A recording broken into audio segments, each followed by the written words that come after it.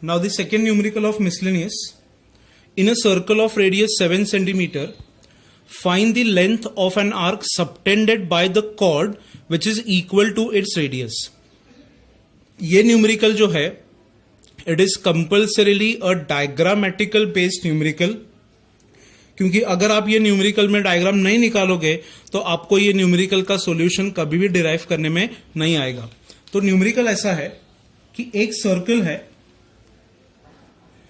the circle radius is 7 centimeter and I have to find the length of such an arc which is subtended by a chord. Abhi we everyone know that what is a chord? It is a line segment which divides the circle in two parts.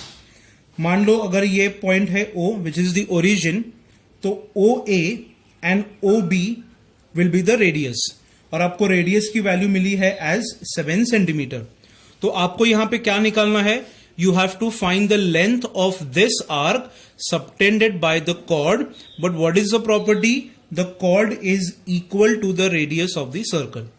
Now we all know that अगर हम लोग को length of arc मतलब S निकालना है तो उसका formula क्या रहता है?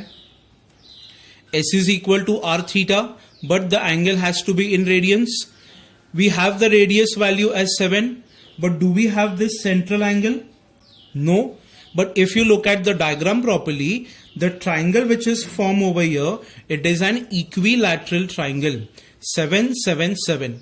All sides are equal. तो अगर ये triangle equilateral है, तो ये center का angle कितना आना चाहिए? The angle should be equal to 60 degrees. Because irrespective of the length of an equilateral triangle के sides, all the angles are 60 degrees. तो मुझे रेडियस भी पता है, मुझे एंगल भी पता है, and we all know the formula of length of arc. But एक ही पॉइंट आपको याद रखना है, ये 60 डिग्री यहां पे पुट नहीं करना है, उसका रेडियन कन्वर्जन आपको करना पड़ेगा. तो फर्स्ट ऑफ ऑल, या फिर अगर चाहिए तो आप डायरेक्टली कर सकते हो. Radius is given as 7 and theta radians 60 degrees मतलब 60 into 180 upon pi.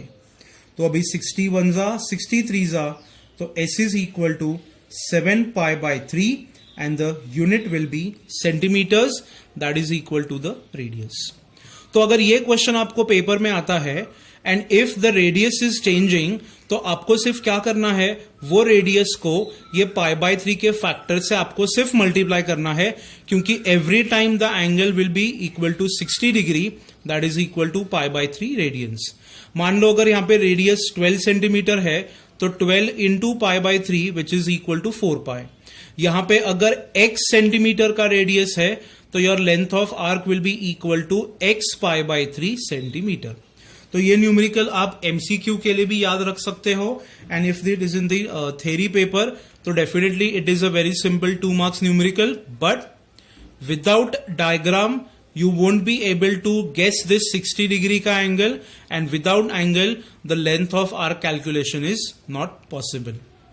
So students, this completes the chapter of angle and its measurements. From the first video till now I have almost uploaded 10 to 15 videos regarding this chapter. See, मैंने ये syllabus थोड़ा slow start किया है because it is the first chapter of your entire 11th standard syllabus.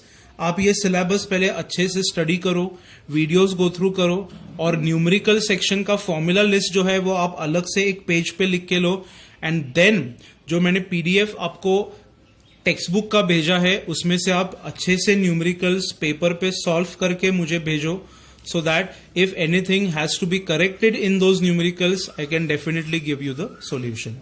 Thank you so much.